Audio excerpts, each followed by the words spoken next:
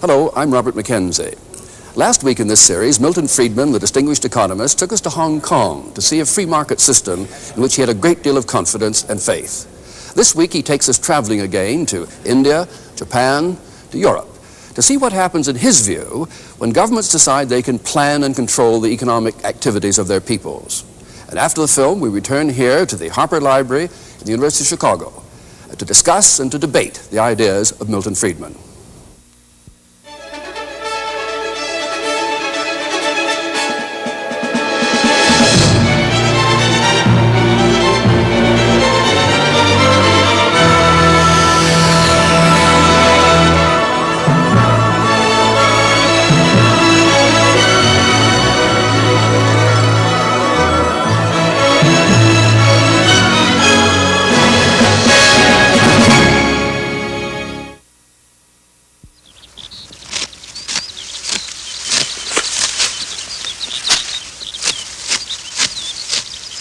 It's harvest time, and Japanese farmers gather their crops for the rice market in Kyoto.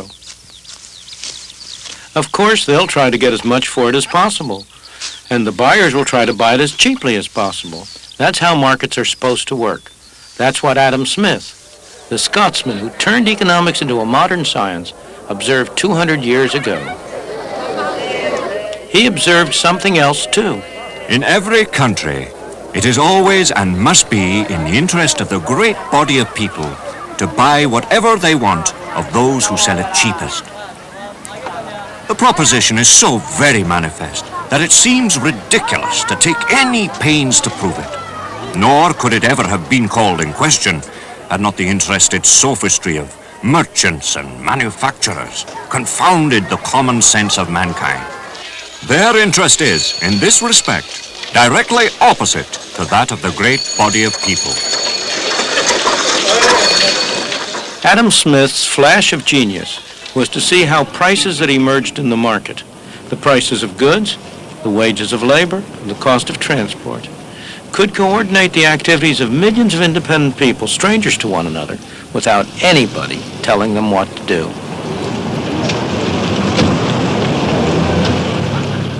His key idea was that self-interest could produce an orderly society benefiting everybody.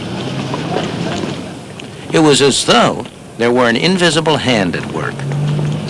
The invisible hand is a phrase that was introduced by Adam Smith in his great book, The Wealth of Nations, in which he talked about the way in which individuals who intended only to pursue their own interests were led by an invisible hand to promote the public welfare, which was no part of their intention. He was talking about the economic market, about the market in which people buy and sell. And he was pointing out that in order for a butcher or a baker or a candlestick maker to make an income, he had to produce something that somebody wanted to buy. And therefore, in the process of promoting his own interests, of looking to his own profit, he ended up serving the interests of his customers. When Adam Smith published The Wealth of Nations, Britain was still largely a rural and placid place. But the Industrial Revolution was already getting started, and standards of life were beginning to rise. One obstacle was that trade with other nations was still tightly controlled. Merchants in the home market had persuaded the government of the day to impose heavy duties and taxes on all foreign imports in order to ensure themselves a protected market.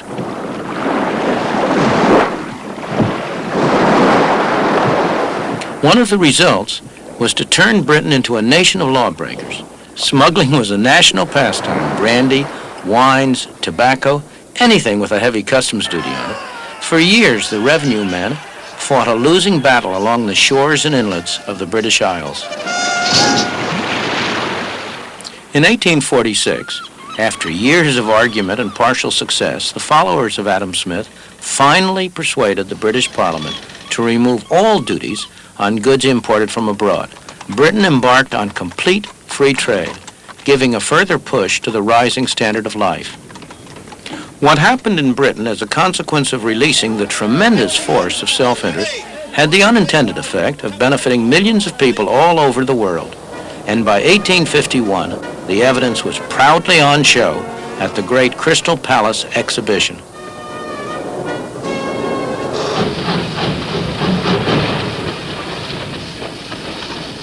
Free trade enabled Britain to become the workplace of the world.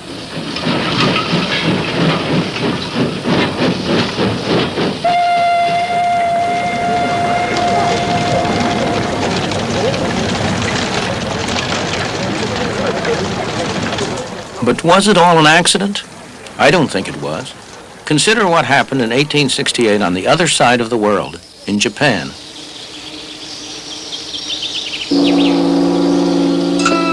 For the preceding 300 years, the Japanese had lived in almost complete isolation. They had discouraged visitors from other nations, especially from the West. The result was that by the standards of the West, Japan was backward.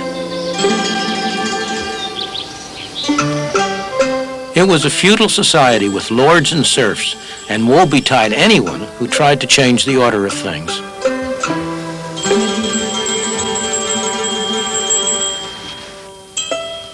Women were third-class citizens. In 1868, a new generation of rulers decided that the time had come for Japan to make contact with the outside world. And with the arrival of the first foreign traders from the West, things began to change. The Japanese followed the British trading pattern because Britain was a leading nation of the world. So free trade came to Japan.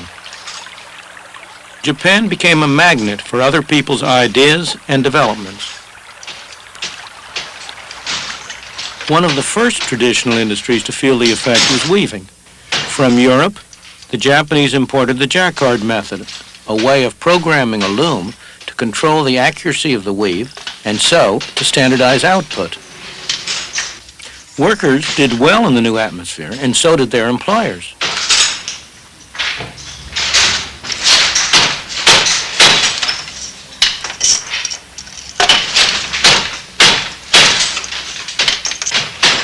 The adoption of mass production techniques meant that workers were able to move out of the traditional industries and into the new industries, which all added to the trade boom.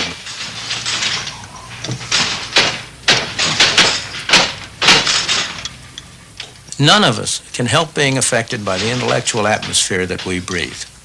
In the middle of the 19th century, when Japan ended her self-imposed isolation and entered the modern age, it never occurred to her leaders to follow any other course than that of free enterprise and free markets.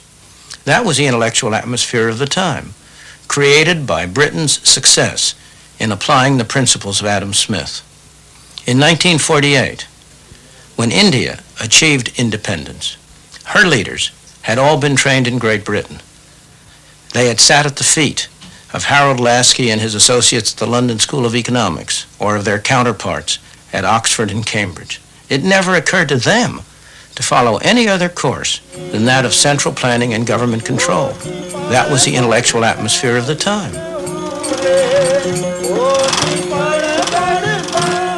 And the intellectual seed took root. As it grew, it needed to be honored, even worshipped. Every year on the anniversary of Gandhi's birth, people all over India do just that.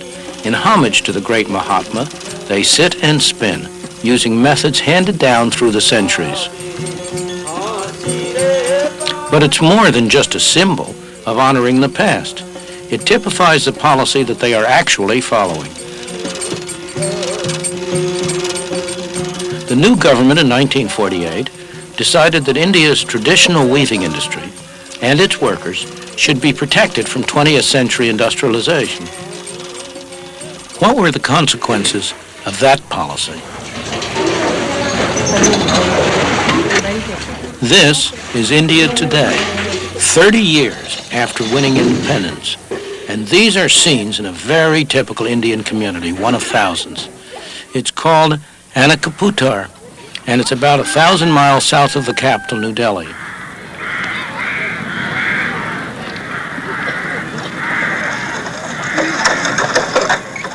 This is not the kind of life the government intended to perpetuate, but it is one result of their policy. By subsidizing the cotton that the villagers spin, And the cloth that they weave, they made it difficult for modern industry to develop.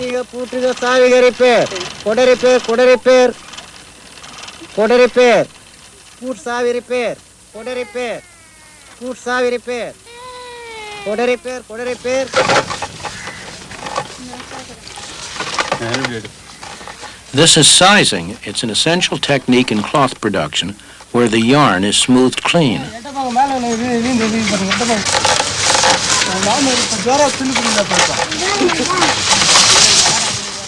A modern machine could do the same thing in 1/100th of the time. The result of government planning to modernize industry is that the number of handlooms roughly doubled in the first 30 years after India's independence. Today, in thousands of villages throughout India, the sound of handlooms can be heard from early in the morning till late at night. In this village alone, there are more than 3,000 handlooms in operation. Since 1948, 3 generations of villagers have sat at these looms, making cloth with patterns that never vary, using methods that never change. There's nothing wrong with this activity, provided it survives the test of the market, provided it's the way in which these people can use their abilities and their energies most effectively. After all, in Japan, where the government has not specially encouraged the handloom industry, there remains a very small but very productive handloom segment. The trouble here is that this industry exists only because the government has subsidized and supported it, because it has, in effect, imposed taxes, direct and indirect, on the rest of the people of India, people who are no better off than these people are, in order to enable this activity to continue. Other industries, both textile industries and industries of a variety of kinds, have been restricted, explicitly kept back, prevented from providing more productive employment in order to make room for this industry. The effect has been to inhibit the development, to prevent the growth, to prevent the dynamic activity that could otherwise develop out of the energies and abilities of the people of India.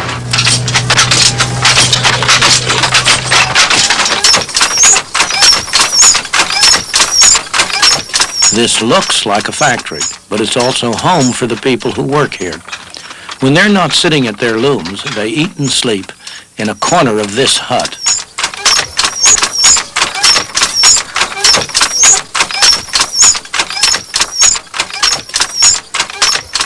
Throughout the world, governments always profess to be forward-looking.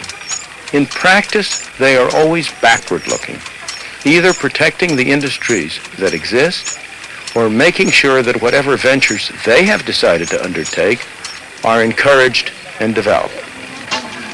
This occurs at the expense of the kind of healthy development of new, dynamic, adaptive industries that would surely occur if the market were allowed to operate freely. If it were allowed to separate out the unsuccessful ventures from the successful ones, discouraging the unsuccessful and encouraging the successful.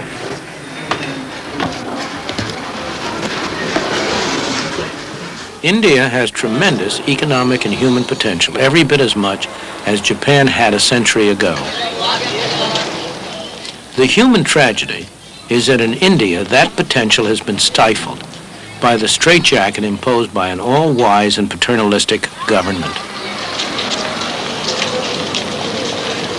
Central planning in practice has condemned India's masses to poverty and misery.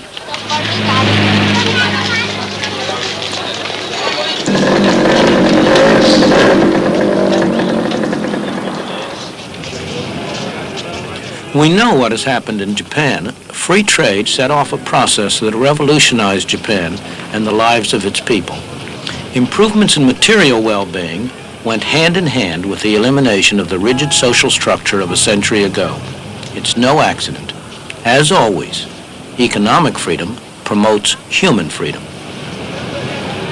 And in the meantime, what has happened to the Japanese weaving industry?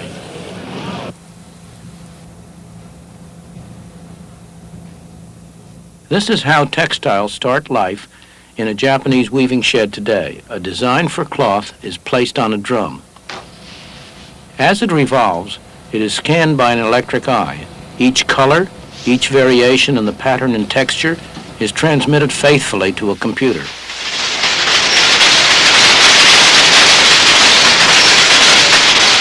It's all that the modern loom of Japan requires.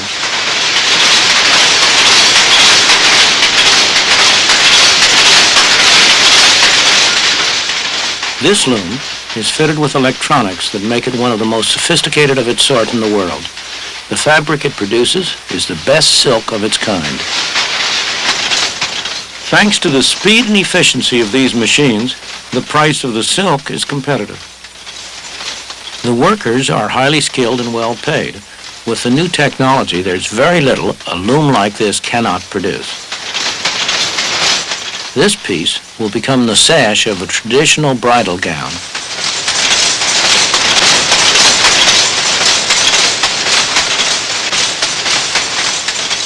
These are machine-made products, but by any standards, they are beautiful. They can stand comparison with the very finest work of the hand loom. And it's not merely the end product itself that's remarkable. The sophisticated technology which was developed to make all this possible has been adapted to other processes, part of the self-generating development under free enterprise. And it all stems from an ancient traditional industry, weaving, that imported a new method for controlling its looms when Japan turned to free trade more than a century ago.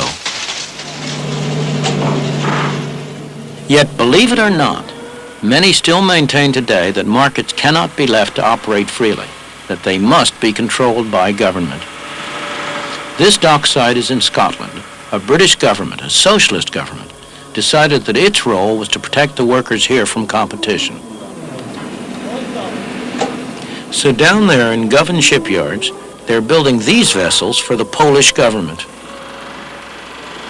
To get the order, the British government is using the money of British taxpayers to subsidize the work. In other words, British people are making these ships in order to sell them at a loss to the Poles. Not only the Poles, but also we in America benefit from this kind of philanthropy. The steel industry in the United States makes a fine product. Other countries do too. And their steel is often cheaper, sometimes because their taxpayers subsidize it. So why shouldn't the American consumer buy steel wherever he can get it cheapest, at home or abroad? The American steel industry works very hard, trying to persuade us that it's not in our self-interest to buy in the cheapest market. They urge the government to restrict what they call unfair competition, though of course they recognize that there are dangers in this. The dilemma of asking our government for assistance in this problem of unfair competition bothers many of us because the sword does cut both ways. But we believe that what we have attempted to do is far different than the kinds of direct government involvement that occur in many of the foreign nations around the world, where the governments provide direct financial assistance in the form of either ownership or loans or subsidies in some fashion or another. What we have attempted to do is simply to get our government to enforce United States laws against unfair competition that have been on the United States books. We draw a clear distinction between that and, for example, the several $100 million that the French government has granted to the French steel companies, or that the British Steel Corporation has received $1.3 billion for capital investment this year. So that while we are uneasy in any way interfacing with our government in what we traditionally believe are the free enterprise prerogatives, yet what we're only asking for is that the government enforce the laws that our Congress has passed. And I'm not sure that that's really any different than asking someone to arrest someone that commits a crime. I don't think we would be accused of being reactionary if we reported somebody who was stealing to the police, if it were in violation of a U.S. law. We think that we're doing exactly the same thing when we bring cases against foreign producers who we believe are violating U.S. laws.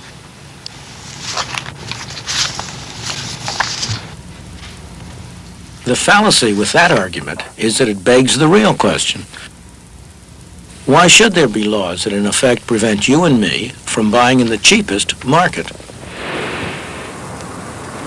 When anyone complains about unfair competition, consumers beware.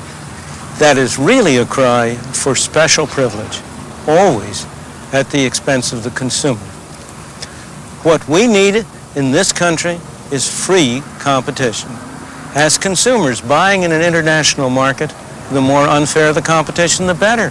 That means lower prices and better quality for us. If foreign governments want to use their taxpayers' money to sell people in the United States goods below cost, why should we complain? Their own taxpayers will complain soon enough, and it will not last for very long. History provides lots of evidence on what happens when government-protected industries compete with industries who have to operate in an open and free market. It's almost always the government-protected industries that come out second best. Ask Sir Freddie Laker, the Englishman who introduced low-cost air traffic across the Atlantic. Who were his chief competitors? They were all government-protected, government-financed, government-regulated airlines. He came out very well, made a mint of money, and you and I have gotten cheaper travel across the Atlantic. Nothing would promote the long-run health of the steel industry, make it into a more efficient, profitable, and productive industry than for the U.S. government to keep its hands off, neither providing special privileges nor imposing special restraints. And what's true for the steel industry is true for every other industry in the country.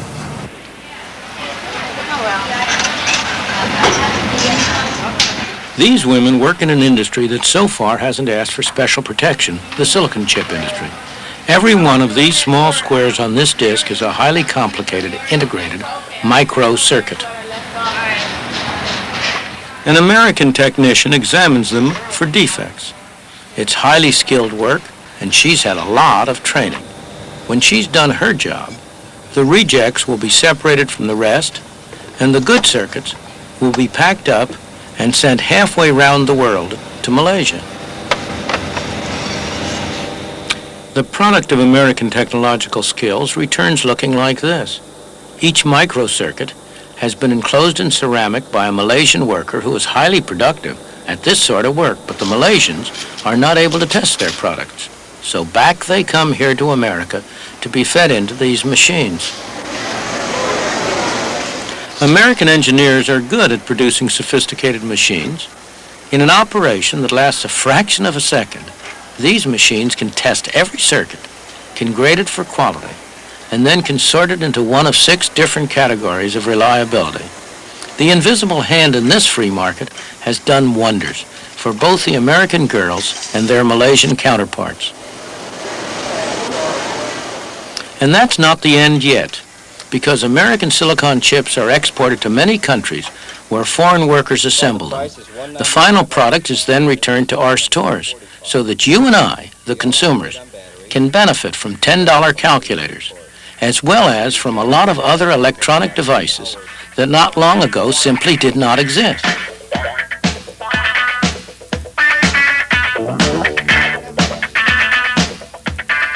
When this hi-fi equipment first came on the market, only the rich could afford it.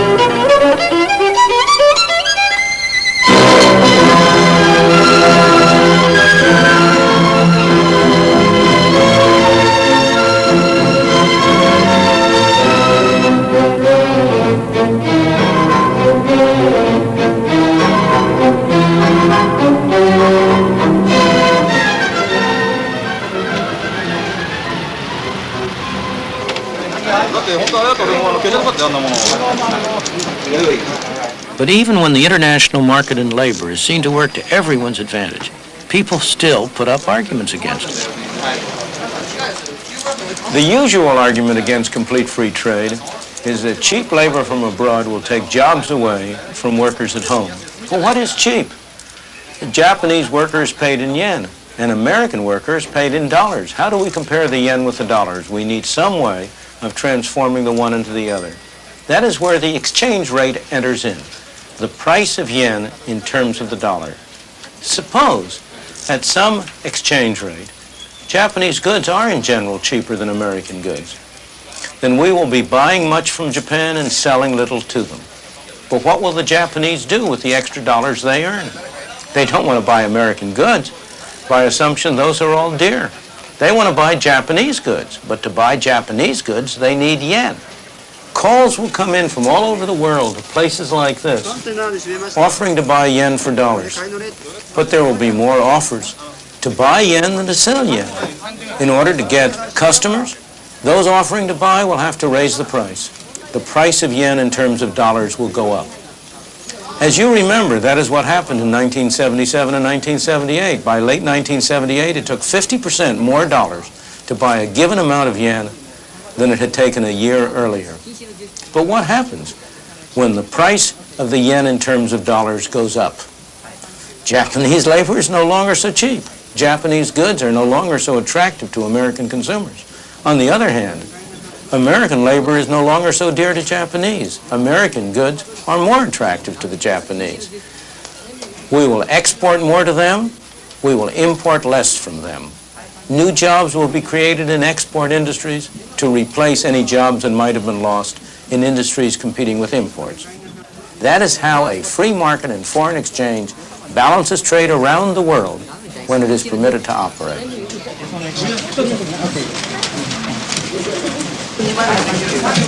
The problem is that more often than not, a free market is not permitted to operate. For reasons that seem to make sense if you don't examine them carefully, governments insist on interfering. But when they do, it's not possible to hide the harmful effects for very long. The main reason why the Japanese yen went up so sharply in price in 1977 and 1978 was because the Japanese government had been trying to prevent the yen from going up in price. In the process, what might have been small disturbances were allowed to accumulate into a major gap in trade. As a result, when market forces finally were permitted to operate, as sooner or later they must be, it took a major change in the yen exchange rate to bring things back into line. Why don't governments learn? Because governments never learn. Only people learn. And the people who learn today may not be the people in charge of economic policy tomorrow. As you contemplate this, you may come to agree with me that what we need are constitutional restraints on the power of government to interfere with free markets in foreign exchange, in foreign trade, in many other aspects of our lives.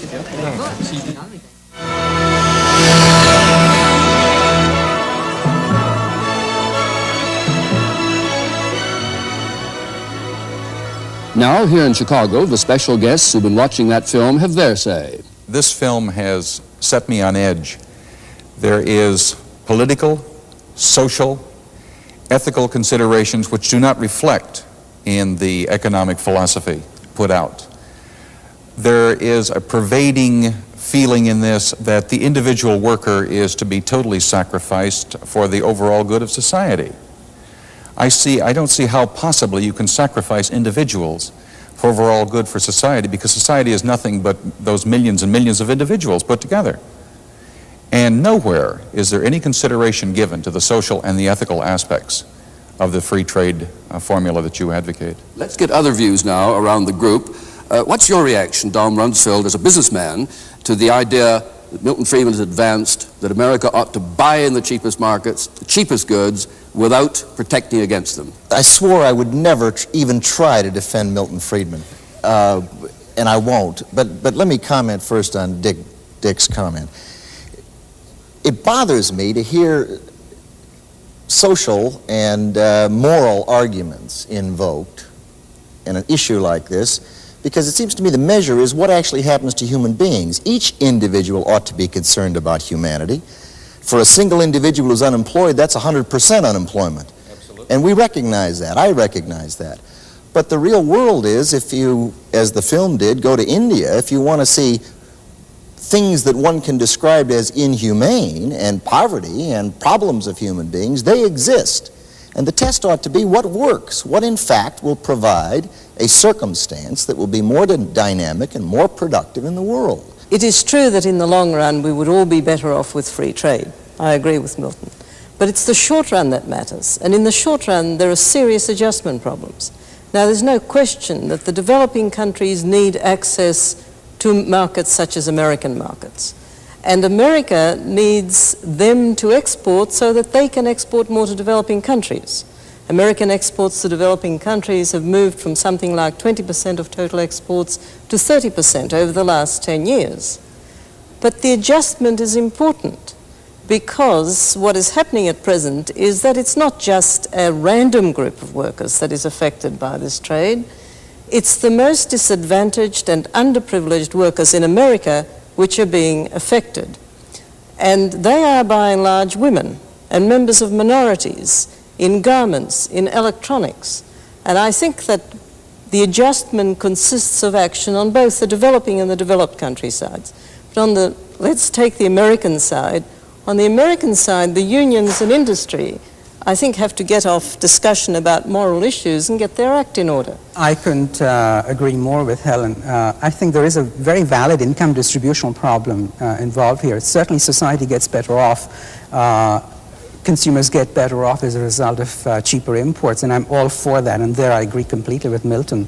But if the incidence of the adjustment falls on disadvantaged groups, then you would want to do something about it. It really becomes an ethical issue. But the other point which I think Milton does bring up, which I disagree sharply with, is suppose if foreign governments do subsidize and actively promote exports to you, should you just sit back and just say, well, we're going to be better off as a result of this? I don't think that takes into account the fact that the whole international system can break down as a result of what people perceive in pluralistic economies as unfair competition emerging. And I think this is really what you're beginning to see. So we do need some sanctions. I mean, I may receive stolen property, and I'm better off. Of course I'm better off. But if as a result of this I encourage theft, I think few people would agree that that was something one didn't want to worry about. Before I call in Milton Friedman on this, a reaction to the comments? Yes, really to Don and to Helen. Don, you choose to set aside, or you appear to choose to set aside the social and the ethical considerations. And not at all. What I said was you have to put the fact on a scale that there are social and ethical considerations with a free market or without one. And the tendency is for people to invoke morality only on their side and not to recognize that there are problems of human being in this world that are going to occur in each case, and the measure or the test ought to be what actually happens out there and address that question. But you must also very much consider the social aspect of this situation. Helen's comment, the short-term displacement. I have a question for Milton at this point. How long do you put as a timetable on the displacement of these people, of these workers? 5 years, 10 years, a generation? How long will it be before overall society, balances itself out and the individual is no longer hurt? Let me take your last question first and then go to your basic question. I have always been in favor of phasing out tariffs over a 5-year period, a 20% reduction a year for 5 years to give people time to adjust. Now to your fundamental issue. I thought I had heard every objection to my views imaginable, but you are the first one who has ever accused me of putting the interests of society as a whole ahead of the interests of individuals. If there is one element in my social philosophy, in my ethical philosophy that's predominant, it is that the ultimate unit is the human being, the individual, and that society is a means whereby we jointly achieve our objectives. I would argue that the social and moral issues are all on the side of free trade, that it is you and people like you who introduce protection, who are the ones who are violating fundamental social and moral issues. Tell me, what trade union represents the workers who are displaced because high tariffs reduce exports from this country? Because high tariffs make steel, for example, or other goods more expensive. As a result, Those industries which use steel have have to charge higher prices. They have fewer employees. The export industries that would grow up to balance the imports, tell me, what union represents them? What moral and ethical view do you have about their interests? You still haven't answered my basic question. How long of a time period? How long of a frame? 5 years, 10 years, a generation? I said 5 years. And could we be clear, Milton, on this point? You're saying, though, that tariffs should be phased out over 5 years, regardless of the action of other countries. It's not a sort of gap negotiation. Regardless of the actions of other countries. So far, obviously, I would prefer to have other countries reduce their tariffs. But if they don't move, America should move. Absolutely. Do you go along with that, Don Monson? In other words, you're against reciprocal. I'm not you favor getting to truly reciprocal trade, but you're willing to get there unilaterally. Yeah. It seems to me that it's probably worth moving in that direction. I don't know where I would stop. I am not... Well, it's a 5-year program. Will you buy that? Well, it seems to me that you get action-reaction. To the extent you're doing something that makes sense for human beings, presumably that would be persuasive with others. Presumably there would be a logical sequence where other countries would begin to sense that that had a certain degree of validity in the world. Will that happen, Helen Hughes? Providing you do something for the displaced workers in the country in which they're displaced. Because if you don't do something, if you don't take some action, and it's generally got to be government action, you'll get such a backlash that you'll be back in the 30s with the sort of thing that happened with high unemployment. Milton, there's a direct challenge. What would you do about displaced workers, or let the slack be taken up by others?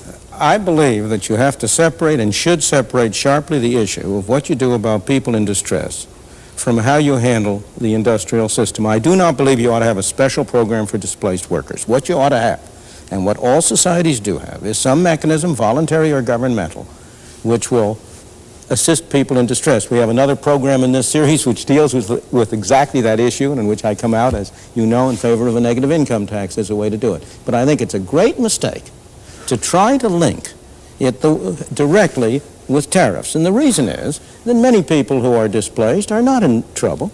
Many of those have good alternatives. Some of them will benefit from it.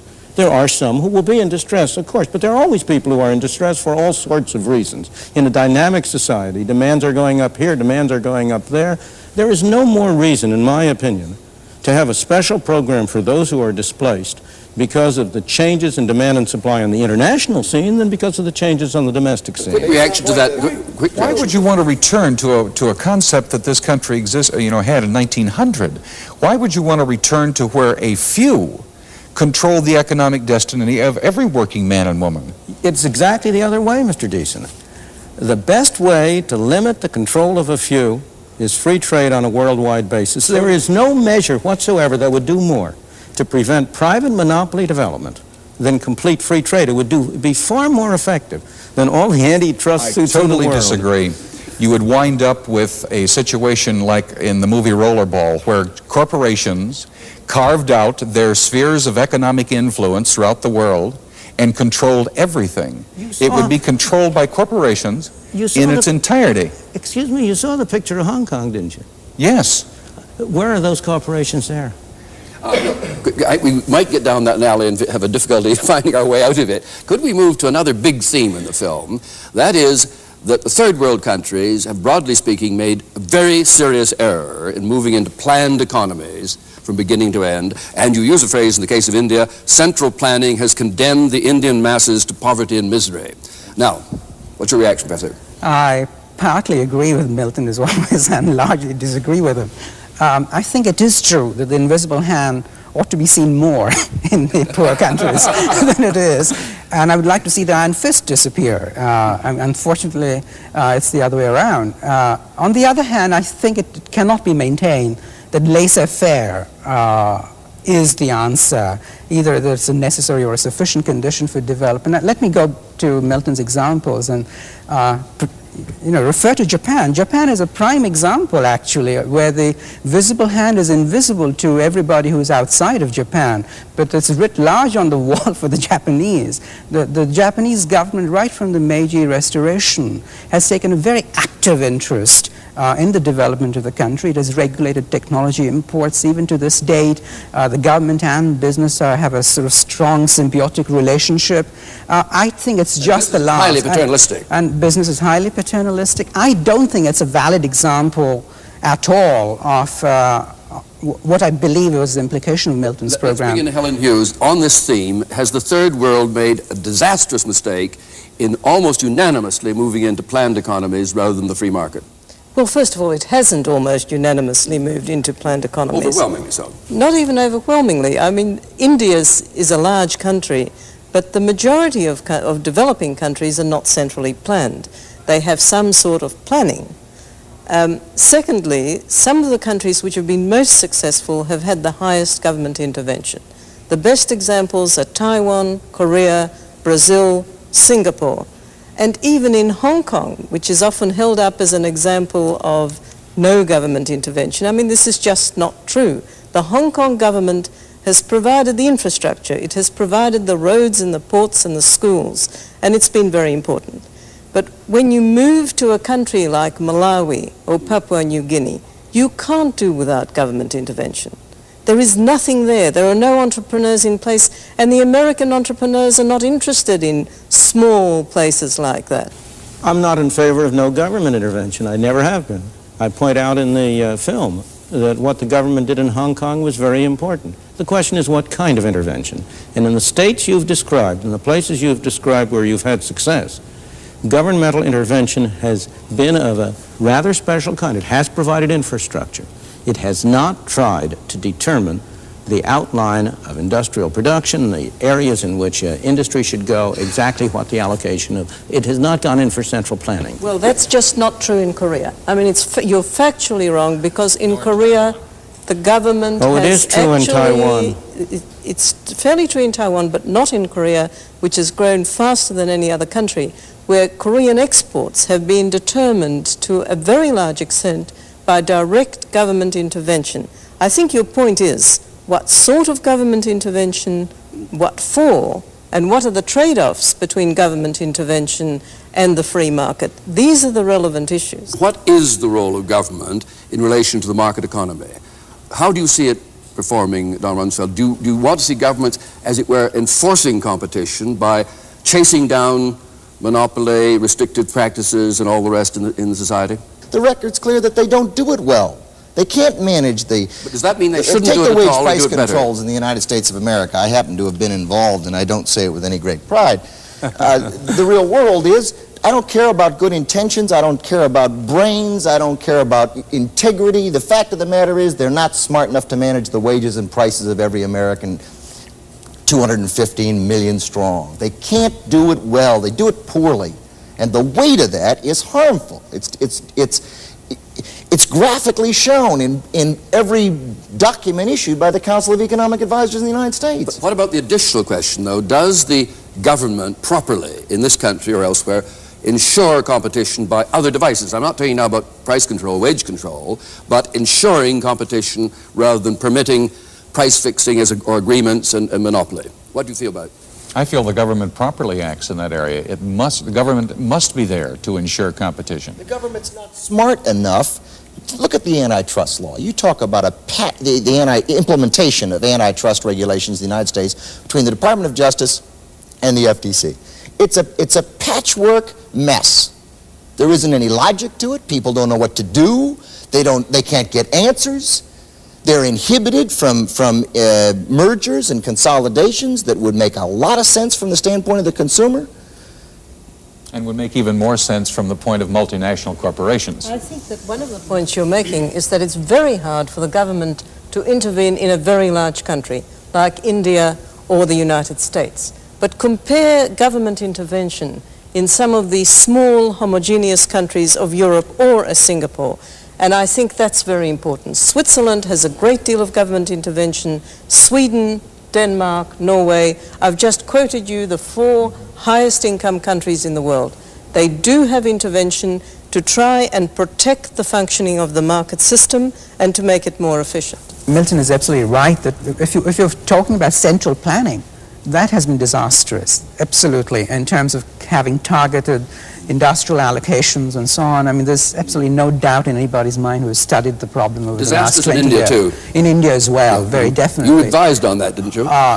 No, not on centralized planning, no. That wasn't a fair question anyway. That's all right. I was over there as an advisor, too. I've been on the side of the angels on that for a number of years, to the point where I'm supposed to be a friend of Milton's there, which is disastrous. To give advice is one thing, to have it taken is a different one. I agree very much with what Helen Hughes has said, that the more homogeneous a country, the less harm a government will do by intervening. I don't believe it does positive good. I just simply believe it does less harm. But as to antitrust, Yeah. I am in favor of the laws which make agreements in restraint of trade illegal. Most of the rest of the antitrust apparatus has promoted monopoly instead of hindered monopoly. If you look at where there are monopolistic elements in the world and in the United States, including the multinationals you want to refer to, in almost every case, that monopoly derives from a special grant by government. And therefore, the problem is not how does government enforce competition? How do you keep government from setting up monopolies? That's the real problem if you look at the real world and not at the preamble or the language of antitrust measures and similar laws. How close are you to what Deason was saying a moment ago, though, in this area? He seemed to be arguing with you that there was a responsibility to make competition work. The responsibility is to set up a framework of laws and of arrangements under which competition will flourish. And the most... Inevitably flourish? I mean, or... Well, so far as I know, I don't know of any case in history in which monopolies have been able to maintain themselves for very long without having government assistance directly come in on their side. The trade union monopolies that Mr. Deason represents would never have the kind of power they do now if it weren't for the special privileges which government has granted to them. I can perfectly well understand his being in favor of such action, of antitrust action by the government, because it really is pro-monopoly action in the main. Why were those exemptions to monopoly laws given to unions? Because of the political power of unions, of course. I'm not questioning that. And because of the tremendous imbalance of power of companies at the time that unions were getting their start. There's one concluding idea toward the end of your script that I'd like to look at because it seemed to me to be most provocative. You talked about the need for constitutional restraints on governments to prevent them interfering in foreign exchange, free markets, and in foreign trade. Now, what have you in mind, Milton, when you say constitutional restraints? No doubt what I have in mind. If I could persuade the public, I would like it to adopt a constitutional amendment strictly parallel to the constitutional prohibition in the text of the Constitution against the central government, against state governments imposing tariffs or imposts. I would like to have a constitutional amendment which would read, the Congress shall not impose any taxes on imports or give any subsidies to exports, except such as may be necessary. I think the wording of the Constitution is that the states are permitted to do it if it's necessary for inspection. That's the excuse under which California inspects you every time you drive past to see whether you're carrying any plants or fruits or vegetables. Milton, let me ask you a question. How long do you think that the United States would survive if the United States enacted what you would like to have? I think the United States would prosper in a way that is hardly imaginable today. It would be an example and a beacon to the rest of the world. What kind of sense does it make? Here we are supposedly the leaders of the world. We are the ones who promote freedom and free enterprise and individual initiative. And what do? We force puny little Hong Kong to impose limits, restrictions on its exports at tariffs in order to protect our textile workers. We go to Japan and we say to Japan, for God's sakes, you got to limit the number of television sets you come out. Instead of doing that, we ought to be setting an example to the world. And if we set the kind of an example to the world that Great Britain set to the world in the 19th century, it would be have a tremendous impact. It would strengthen our moral position in the world. It would strengthen our ethical position in the world. Instead of giving money to underdeveloped countries to produce products which we then refuse to buy and don't let them export to us, we would be saying to the rest of the world, if you produce anything, if you can produce anything that can have a market here, come, we're delighted to buy it, and we'll produce things for you to buy. That's the kind of a pattern I would like to see the United States establish. Your members buy that? Never. Never is a long word, sir. Yes, you're and right. you must distinguish And one should between... never say never. Your union officials would not buy it, but I My am not members sure would your members No, would not. my members would never buy it either. I cannot conceive of the United States setting itself up to become a target for the rest of the world. It's not a target. There would be absolutely nothing that would require or compel any other country to enact any reciprocal agreements relative to tariffs. That's right.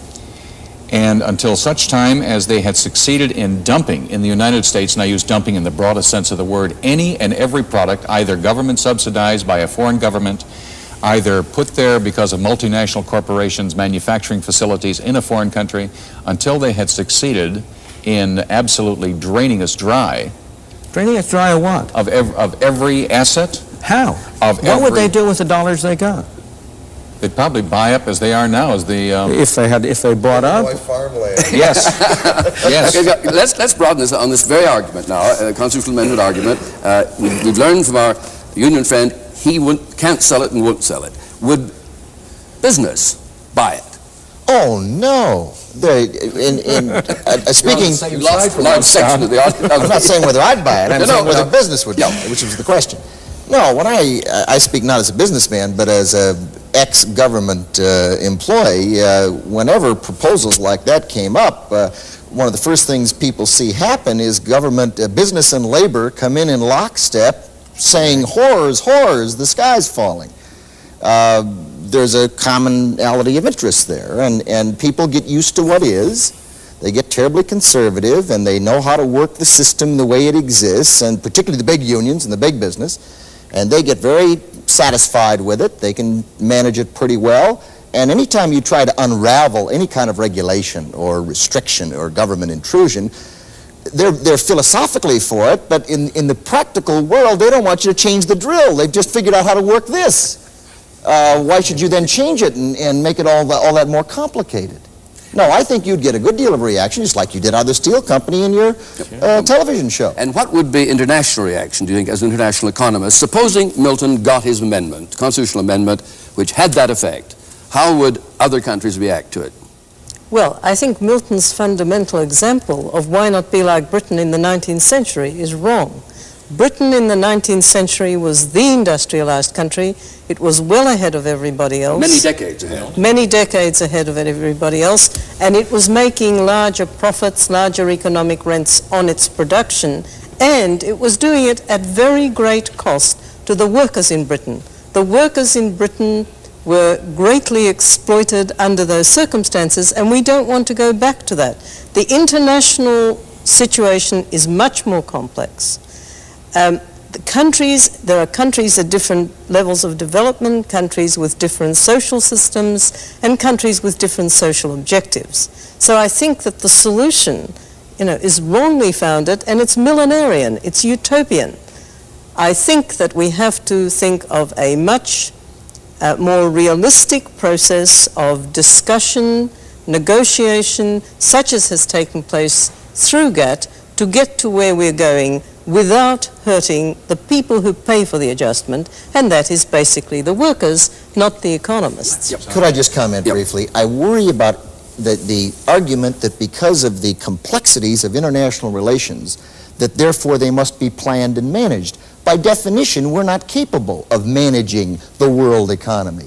Each instance when we try to do it, it doesn't work out quite the way we intended. I don't apologize for a moment for being millenarian, because I think unless we know where we want to go, the timid steps that we take in that direction will go in the wrong direction. And if we're going to go in the right direction, we ought to have a view. But I want to be sure to get down on the record a very strong objection to the statement of fact by Helen Hughes about 19th century Britain. I believe it is simply wrong. The workers were not exploited.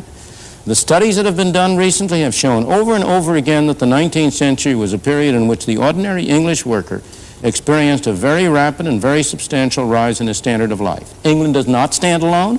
Japan had complete free trade for 30 years after the Meiji Restoration. Japan in more recent years has not. Japan in more recent years is not an example I would cite.